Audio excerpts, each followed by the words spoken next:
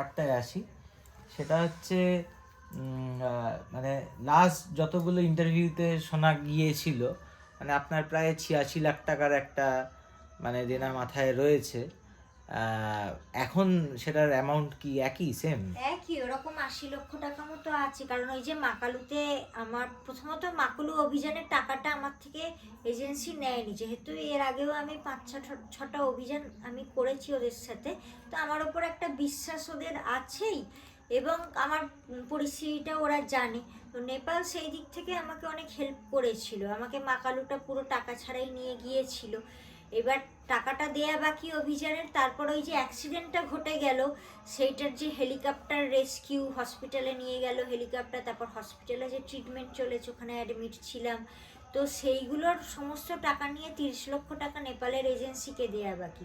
তারপর তো এখানে সরকারি ব্যাংকে আছে, Punjab national bank, Indian overseas ব্যাংকেও অনেকটা 20 লক্ষ টাকা মতো লোন আছে সরকারি ব্যাংকে। তারপর প্রাইভেট লোন আছে, কিছু মানুষ আমাকে তারা লোন হিসেবে সাহায্য করেছিল যে সুদটাকে হয়তো দিতে হবে না কিন্তু টাকাটা ফেরত দিতে হবে। তো এইগুলো নিয়ে তো প্রায় সব নিয়ে 80 লক্ষ টাকার কাছাকাছি বাকি আছে। তো এই কারণে এবার যদি সরকার কর্পোরেট এগিয়ে আসে তাহলে তো এইগুলো আরও আমি এগোতে পারবো, করার তো ইচ্ছা আছে। আপনার মানে পাহাড় একটা প্রতিবন্ধকতা, আর সামনে এত মানে এত বড় একটা আর্থিক দেনার পাহাড়, আপনার কাছে এখন কোনটা বেশি কঠিন? আমার কাছে তো আর্থিক দেনাটা তো আরো বেশি কঠিন, কারণ পাহাড়ে ওঠার তো তাও ট্রেনিং আমি নিয়েছি, সেই বিপদ কিভাবে সেই ডিফিকাল্টি কিভাবে পেরিয়ে যাওয়া যায় আমি জানি, ওটাতে কনফিডেন্ট। কিন্তু এই আর্থিক দেনার ক্ষেত্রে শুধু এই আর্থিক দেনা নয়, তাছাড়াও বললাম এই যে এই মফস্বল থেকে নিম্নবিত্ত ফ্যামিলি থেকে আমার বাবা যেখানে কোনো বড় পদে নেই, কোনো ইনকাম ট্যাক্স অফিসার বা পুলিশ অফিসার বা ডাক্তার বৈজ্ঞানিক বা বড় ব্যবসায়ী কোনোটাই নয়, সেইখান থেকে যে আমাকে উঠতে হচ্ছে, সেইখানে কিন্তু মানে খুব খারাপ এবং দুঃখের হলেও মানে আমাদের নিজেদের দেশেই নিজেদের লোকের কাছেও বাধাটা পেতে হয়, এটা আরও বড় কষ্টের জায়গা। এবং মানে এইগুলো নানাভাবেই কিছু করা হচ্ছে আমার। বেশ কিছু আহ, আহ, বেশ কিছু ট্রেকিং গ্রুপ আছে যেখানে বেশ কিছু অভিজ্ঞ ট্রেকার হয়তো ছোটোখাটো ট্রেক করেন বা বহুদিন ধরে শখে ট্রেকিংটা করছেন, তাদের এরকম বেশ কিছু আমি পোস্ট দেখেছি যেখানে আপনাকে আর কি সমালোচনা করা হচ্ছে যে দেনা করে ট্রেকিং করাটা, এটা আমি আগামী প্রজন্মের জন্য ট্রেকিং তারা যে করবে আমি কি মাইলস্টোন সেট করে গেলাম, আগামী প্রজন্ম কি শিখবে, এই ব্যাপারে আপনি কি বলতে চান? হ্যাঁ, এই ব্যাপারে আমি বলবো যে ট্রেকিং আলাদা আর এই ক্লাইম্বিং বা দেশের জন্য অ্যাচিভমেন্ট এইটা তো আলাদা জিনিস। তো আমাদের যেমন ক্রিকেট ফুটবল বা অন্যান্য খেলায় আমরা দেশের অ্যাচিভমেন্ট করে আনতে পারছি, তো মাউন্টেনিয়ারিংয়েও আমি চাইবো যে সেই রকম অ্যাচিভমেন্ট আমাদের দেশ থেকে হোক এবং এই মাউন্টেনিয়ারিংটা যেন সবাই সিরিয়াসলি নেয়।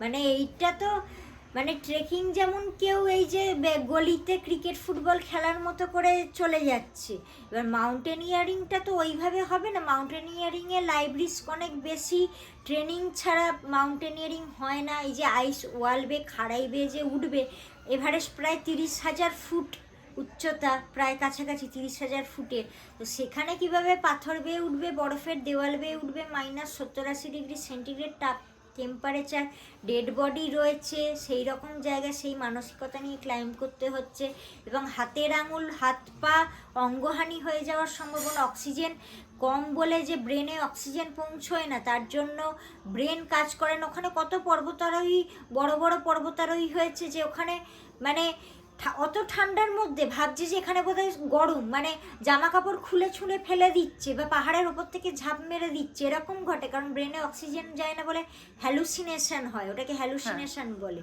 মানে সে কোথায় আছে সে নিজেই বুঝতে পারছে না।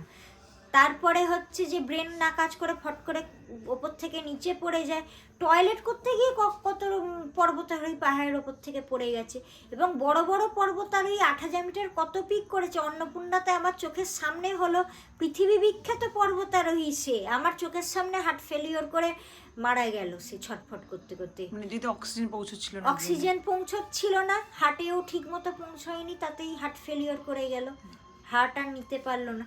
তো সেইখানে এইগুলো তো ট্রেনিং ছাড়া সম্ভবই নয়। এবার এইগুলোতে আর একটা যেটা বললাম যে বিদেশিরা সমস্ত ওয়ার্ল্ড রেকর্ড বিদেশিদের, তো সেইখানে যদি আমাদের দেশকে এগোতে হয় অনেক সিরিয়াসলি সবাইকে মাউন্টেনিয়ারিংটা নিতে হবে। যারা ট্রেকিং করছে, এত ভালোবাসে ট্রেকিং, তাদেরও বলবো তারা এই ট্রেনিংগুলো নিয়ে, ক্লাইম্বিংয়ের ট্রেনিং নিয়ে তারা মাউন্টেনিয়ারিংয়ে এগোক, এবং তারাও যখন এইগুলোতে যোগ দেবে, সাপোর্টটা তাদের থাকবে যে হ্যাঁ মাউন্টেনিয়ারিংয়ের ক্ষেত্রেও সরকারের সাপোর্ট, কর্পোরেটের সাপোর্ট আসা উচিত, তখনও সরকার এবং কর্পোরেট নড়ে চড়ে বসবে। কারণ আমাকে একা যে লড়াইটা করতে হচ্ছে, আমার একার কথা হয়তো সবার কাছে সরকার বা কর্পোরেট অতটা দিচ্ছে না, পাত্তা দিচ্ছে না, কিন্তু দেশের আরও অনেক মানুষ যদি একসাথে, যেমন ক্রিকেটের জন্য সবাই ক্রিকেটের সাপোর্টে লাফাচ্ছে, তেমন যখন মাউন্টেনিয়ারিংয়ের সাপোর্টে আরও জনমত তৈরি হবে, তারা যখন সরকারের কাছে দাবি করবে, তখন সবাই মাউন্টেনিয়াররা তখন সাপোর্টটা পাবে, ক্রিকেটের মতো তারাও সাপোর্টটা পাবে, ক্রিকেটারদের মতো পর্বতারোহণের খেলোয়াড়রাও ওই রকমই উঁচু জায়গায় পৌঁছতে পারবে, দেশের মধ্যে নাম করতে পারবে। ঠিক ঠিক একদম। বেশ কিছুদিন আগে থেকে আপনি মানে একদম শুরুয়াতি টাইমে আপনি বেশ কিছু ক্রাউড ফান্ডিং করছিলেন, তো এখন সেটার কি পরিস্থিতিতে? এবার ক্রাউড ফান্ডিং এর ক্ষেত্রেও তো বহু মানুষ বলছে, এখনো বলছে যে তুমি কবে যাবে বলো, তাহলে আমরা ক্রাউড ফান্ডিং শুরু করব, এরকম অনেক মানুষ বলে রেখেছে। কিন্তু ওইটাই যে আমার একটা খারাপও লাগে যে মানুষ তো ব্যক্তিগতভাবে আমার জন্য করছেই, এইবার তারা কি আমাদের এই যে খেলাধুলার জন্য সরকার তো একটা ট্যাক্স নিচ্ছেই যাতে এই খেলাধুলাগুলোকে সাপোর্ট করা হবে, কিন্তু মানুষ সেই ট্যাক্স দেওয়া সত্ত্বেও যে আমাদের পাওনাটা আমাদের কাছে এসে পৌঁছচ্ছে না। আমি যে এভারেস্ট ক্লাইম্ব করলাম, যে এতগুলো ৮,০০০ মিটার শৃঙ্গ ক্লাইম্ব করলাম, সেইটা যে রাজ্য সরকার বা দেশের সরকারের থেকে যে পাওনা, সেইগুলো তো আমার কাছে এসে পৌঁছচ্ছে না, সেইটা তো একটা খারাপ লাগার জায়গা। তারপর আবার বাড়তিভাবে মানুষকে আবার ব্যক্তিগতভাবে আমাকে সাহায্য করতে হচ্ছে, সেটা তো খারাপ লাগে। কিন্তু তারা করতে চাই সবসময়, আমাকে বলেই সবসময়, আমার সমস্ত টিচাররা এবং আমাদের চন্দননগরের প্রচুর মানুষ আছেন, কলকাতা, রাজ্য, দেশের বাইরে বললাম, অনেকেই করতে চান। কিন্তু আমি এই কারণে চেষ্টা করছিলাম যে যদি কর্পোরেট এবং সরকার এগিয়ে আসে তাহলে মানুষের ওপরেও এই বাড়তি চাপটা একটু কমে, ওই জন্য একটু আমি অপেক্ষাটা করছিলাম। তো যদি কিছু আর কোনো উপায় না পায়, কিন্তু এইভাবে তো দেশের অ্যাচিভমেন্টটাও আটকে যাচ্ছে এদের জন্য অপেক্ষা করে করে, তখন তাহলে মানুষের কাছে আবেদন, যারা চাইছে আমার পাশে দাঁড়াতে তাদের জানাবো যে তাহলে তারা তাদের মতো করে যদি শুরু করে আমাকে সাপোর্ট করা। আর্থিক দিকের কথা ভেবে আপনি কি মানে হাই ক্যাম্পে যে রোটেশন হয়, বা রোটেশন না করলে অনেক সময় AMS, high altitude mountain sickness, এইগুলোর যে সম্ভাবনাগুলো থাকে, সেইগুলোকে মানে আর্থিক দিকের কথা ভেবে কি আপনি এগুলোকে মানে অনেকটা উপেক্ষা করে এগোতে থাকেন? হ্যাঁ, সেইটা আমি উপেক্ষা অনেকটাই করেছি, কিন্তু ওই উপেক্ষাটা করেছি বুঝে শুনে। আমি যে বললাম মাউন্টেনে যেহেতু আমার একটা স্পেশাল একটু ক্যাপাসিটি আছে বেশি, তাই জন্য আমি ওই রিস্কটা নিতে পারি, না হলে আমি এত বাধা পেরিয়ে এই অ্যাচিভমেন্ট করতেই পারতাম না, অন্যান্য মানুষ হলে পারতো না। তো আমি এই রিস্কটা নিতে পারছি, ছোট থেকে আমি বুঝে গেছি ওই ক্যাপাসিটিটা আমার আছে। কারণ হাই অল্টিটিউডে আমার অক্সিজেন স্যাচুরেশনও একদম নর্মাল থাকছে, আমার কখনো কমে না। সেই কারণে এই মানসিক এই যে এত চাপটা আমি নিতে পারছি, না হলে অন্য কারোর এই মানসিক চাপেই হার্ট ফেলিওর হয়ে যেত বা ব্রেন খারাপ হয়ে যেত।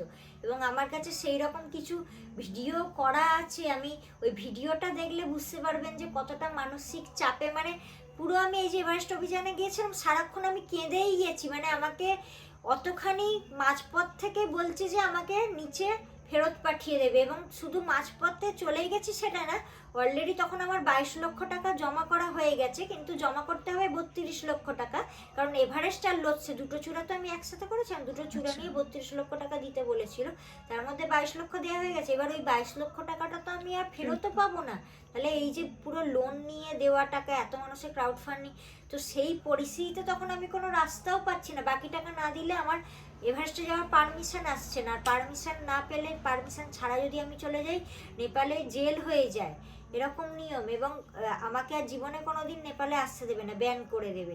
তো সেই অবস্থায় ওইরকম মানসিক ইয়ে নিয়ে আমাকে অভিযান কমপ্লিট করতে হয়েছে। ওই অবস্থায় আমাকে ওদের মানে হাতে পায়ে ধরার মতো, কান্নাকাটি করার মতো, যে আমার ওপর বিশ্বাস রাখুন, টাকাটা আমি ঠিক দিয়ে দেবো, যেন আমাকে পারমিশন দেওয়া হয়। তো সেইখানে ওরাও যতটা পেরেছে করেছে, সেই টাকা তো আমাকে অন্যান্য যারা বিদেশি ক্লাইম্বার তারা যে টাকা জমা করেছে তাদের থেকে টাকা নিয়ে আমার পারমিশন তারা বের করেছে, তো এরকমও নেপাল থেকে সাহায্য করেছে। তো এইরকম পরিস্থিতি তৈরি হয়ে যায় আর কি। এই সেটআপটা মানে কিভাবে হয়, মানে ধরুন আপনি এখানে কোনো এজেন্সি মারফত যাচ্ছেন? হ্যাঁ, ওখানে নেপাল সরকারের নিয়ম হচ্ছে যে আমি যদি এখান থেকে নিজে অভিযান তৈরি করে যেতে চাই, ওরা পারমিশন দেবে না, মানে সবকিছু নেপালের এজেন্সির থ্রুতেই করতে হবে, এবং অভিযানের যে খাবার দাবার রিক্রুটমেন্ট, হ্যাঁ, পারমিশন বের করা, শেরপা ঠিক করা, সব নেপালই করবে, নেপালের এজেন্সিই করবে। আমি নিজে করতে চাইলে নেপাল সরকার আমাকে অনুমতি দেবে না। আপনি লুকলা মানে ফ্লাইটেই গেছেন? লুকলার যে, হ্যাঁ, লুকলা অবধি ফ্লাইটে গিয়ে তারপরে তো আরো 5-6 দিন মতো ট্রেকিং করে এভারেস্ট বেস ক্যাম্প যেতে হয়। সাধারণ মানুষের আরো বেশি সময় লাগে। হ্যাঁ, তো ওই কিছু কিছু আমরা একটু বেশি চলে যাই।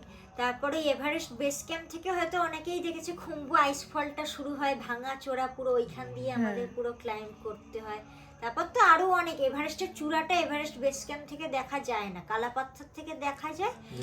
তো ওইটা ওর অনেকটা মানে পাহাড়টা দেখলে হয়তো মনে হবে যেন কাছেই আছে, কিন্তু যেতে যেতে মানে ওটা বহু দূর। মানে বেস ক্যাম্প থেকে তাও কতটা মানে হাঁটতে হয়? বেস ক্যাম্প থেকে তো মোটামুটি যদি টানাও যাই 5 দিন তো মানে কন্টিনিউ দিনরাত মিলিয়ে ক্লাইম্ব করতে থাকলে 5 দিন লেগে যাবে সামনে। এখন এভারেস্ট এখন এভারেস্ট অনেক বেশি কমার্শিয়াল, হ্যাঁ, ভিভিআইপি প্যাকেজ, হ্যাঁ, তারপরে আরো মডারেট বিভিন্ন রকমের প্যাকেজ করে দিয়েছে এই নেপালি এজেন্সিগুলো। মানে আপনি কি ধরনের প্যাকেজ মানে ওদের থেকে নিয়েছেন, বা আপনার মনে হয় না মানে একই প্যারামিটার, যেখানে আপনি একই এক্সপিডিশনে যাচ্ছেন, সকলেরই অভিষ্ট এভারেস্ট, সেখানে এটা মানে অর্থের ভিত্তিতে এইটা একটা বৈষম্য, এইটার এই বৈষম্যের জন্য আরো আমাদের ওপর চাপটা মানে বেড়ে গেছে। আমরা যেহেতু টাকা দিতে পারি না, তো সেই কারণে না মানে আমাদেরকে একটা নিচু চোখে দেখা, খারাপ ব্যবহার করা, এই জিনিসটাও খুব এখন এসে গেছে। মানে শেরপারা আগে এরকম ছিল না, তো এইরকম তো এইগুলোরও আমাকে মুখোমুখি হতে হয়। এবং এমনও হয়েছে কিছু ভারতীয়ই তারা, কিন্তু অন্যান্য রাজ্যের তারা অনেক বেশি সাপোর্টটা পেয়ে যায়। তো সে যেহেতু বেশি টাকা দিয়েছে, তাকে বেশি ফ্যাসিলিটি দিতে গিয়ে ইয়ে করতে গিয়ে মানে আমাকে আটকে দেওয়া, হ্যাঁ, এমনকি অন্নপূর্ণা অভিযানে এরকমও হয়েছে। আমি তো অক্সিজেন ছাড়া যেহেতু করি, এবার আমরা তো আগে থেকে সব পরিকল্পনা করে রেখেছি কোন দিন বেরোবো। তো নিমস দাই বলে নির্মলপুর, যার অনেকের নাম হয়তো শুনেছেন, তো উনি তো মানে 6 মাসের মধ্যে 14টা 8000 মিটারের শৃঙ্গ আরোহণ করেছেন। তো ওনার টিমের সাথেই আমার এবং আমার শেরপা স্যারের সেদিন যাওয়ার কথা ছিল, অক্সিজেন ছাড়া করব। এইবার শেরপা স্যার কে? উনি হচ্ছেন দাওয়া শেরপা স্যার। আচ্ছা আচ্ছা। তো এইবারে তখন এবার আমি যেহেতু টাকা কম দিয়েছি, এমন পরিস্থিতি তৈরি করা হলো যে বেশি টাকা দিয়েছে তাকে আগে পাঠাবে বলে আমাকে আটকাবে বলে একটা মানে ঝগড়া ঝাঁটি বা এরকম একটা খারাপ পরিস্থিতি হলো। দিয়ে এই করতে গিয়ে আমার বেরোতে দেরি হয়ে গেল। এবার ওখানে তো টিম মানে কম ছিল, এবার নিমস দাইদের যে টাইমে বেরোনোর কথা ওরা তো বেরিয়ে গেছে, এবার আমরা অনেকটা পিছিয়ে গেছি। এইবার সারা রাত পুরো আরোহণ করেছি অক্সিজেন ছাড়া, চূড়ার কাছাকাছি পৌঁছে গেছি। এবার অন্নপূর্ণাতে এমন একটা জায়গা আছে যেখানে না একটা জায়গায় দড়িটা লাগানো হয় না, আচ্ছা। এইবার রোপটা তো আমরা লাগাতে রুট ওপেন করতে করতে যাচ্ছি, নিমস দেয় রুট ওপেন, আমরাও সব একসাথে সবাইকে হেল্প করতে করতে যাওয়ার কথা। এবার এদের কারণে আমি কি মানে শেরপাড়াই করে থাকেন? হ্যাঁ, শেরপাড়াও আমরাও সবাই মিলেই আমরা মিলে সাহায্য করেন। করি। আচ্ছা। এইবার ওই বললেন ওই প্যাকেজের ব্যাপার, যারা প্রচুর টাকা বেশি দেয় তাদের আবার অনেক ফেসিলিটি থাকে, তাদের কিছু করতে লাগে না, এইভাবে ভাগাভাগিটা হয় আর কি। তো এইবারে ওই জায়গাটা যে দড়িটা লাগানো হয়নি, এবার এদিকে আমরা অনেক পিছিয়েও গেছি, এবার বুঝতে পারছি না যে কোন জায়গাটা দিয়ে এবারে আমরা এগোবো। এবার ওখানে প্রতি পদেই এত বিপদ, হ্যাঁ, এবার এগোতে গিয়ে যদি জীবনটাই চলে যায় তাহলে তো সবই শেষ।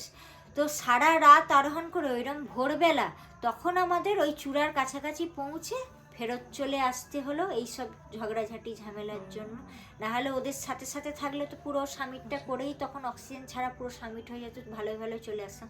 এবার শুধু এইটাই ঘটলো তাই নয়, এবার তারপরে আবার নিচে নামলাম, মানে 24 ঘন্টা কেটে গেছে। মানে আগের দিন বিকেল 5টাতে আমরা স্টার্ট করেছি ক্যাম্প 3 থেকে, দিয়ে সারা রাত আরোহণ করেছি, আরোহণ করে ওইখান থেকে চূড়ার কাছাকাছি গিয়ে ফেরত এলাম, দিয়ে পরদিন বিকেল 5টা-6টা তখন আমরা ক্যাম্প 4-এ আবার নামলাম। ক্যাম্প 4-এ গিয়ে এমন আমাদের তাঁবুতে তখন জায়গাই দেয়া হলো না ঢুকতেই, মানে ওই অত ঠান্ডার মধ্যে, সেদিনকে আবার প্রচণ্ড হাওয়া চলছে, আর 24 ঘন্টাতে তো এক্সস্ট হয়ে মানুষ অনেক পর্বতারোহী মারাই পড়ে যায় ওই রকম, ওই অত স্ট্রেংথ নিতে গিয়ে। সেইখানে আমি আমার শেরপা স্যার আরও 5 ঘন্টা খোলা আকাশের নিচে তুষার ঝড়ের মধ্যে দাঁড়িয়ে রইলাম বরফের নিচে, তাঁবুতে জায়গা দিতে পারলো না তারা। হ্যাঁ, এরকম ব্যবহারও করা হয়েছে। তারপর রাত্রির 10টার সময় একটা তাঁবু খালি পেলাম, আমার শেরপা স্যার অন্যদের বলে টলে একটা টেন্টে আমরা ঢুকলাম। তো তারপরে তো সেই জ্বর সর্দি ওই হাইটে আমার হয়ে গেছে, মানে গলায় ব্যথা এইরকম, সেই নিয়ে আবার পরদিন সকালে আবার সামিটে গেছি। একটা 8000 মিটারের শৃঙ্গ দুবার করে ওই রকম যাওয়া, সেখানে কতটা লাইফ রিস্ক। কিন্তু আমার এই আলাদা রকমের, এরম করলে অন্য কেউ হলে তো মারাই পড়তো, বা স্বামীটা তার হতো না, নিচে ফেরত যেতে হতো, সেখানে এতগুলো টাকাও তো চলে যেত আমার। তো আমাদের ফ্যামিলি তো সেই রকম নয় যে এতগুলো টাকা এইভাবে শুধু মুধু নষ্ট করব।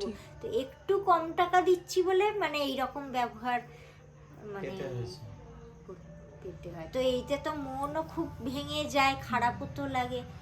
আর শুধু তাই নয়, জীবনও চলে যেতে পারে, বা সামিট না হওয়া মানে এতগুলো টাকা চলে যাওয়া মানেই তো আমাদের জীবন চলে যাওয়ারই সমান হয়ে যায় আমাদের মতো ফ্যামিলি। সেটাই। এভারেস্টের শুধুমাত্র এক্সপিডিশনে যে এই লক্ষাধিক টাকার যে ইয়েটা শুনলাম, কিন্তু তার আগেও একটা বড় প্রস্তুতি থাকে, যেখানে অনেকগুলো টেস্ট দিতে হয়, ফিজিক্যাল ফিটনেস টেস্ট, এবং তার আগে একটা প্রস্তুতির একটা বিশাল বড় পর্যায়, যেখানে বিভিন্ন মেডিসিন বা ডায়েট, এই ব্যাপারটাতে কীরকম খরচা, বা সেই জায়গাটা আপনি কীভাবে ওভারকাম করছেন এই আর্থিক পরিস্থিতিতে থেকেও? হ্যাঁ, এইটা তো বললাম। এবার পর্বতারোহণের জন্য আলাদাভাবে যারা প্রস্তুতি নয় তাদেরটা তো আলাদা ব্যাপার। এবার আমি যেহেতু একদম 6 বছর বয়স থেকেই কন্টিনিউ খেলাধুলা করে গেছি, যোগাসন করেছি, মাউন্টেনিয়ারিংয়ের ট্রেনিংও প্রতি বছরই করে গেছি 6 বছর বয়স থেকেই। তারপর তাইকন্ডো আমি রেগুলার খেলতাম, জিমও করি।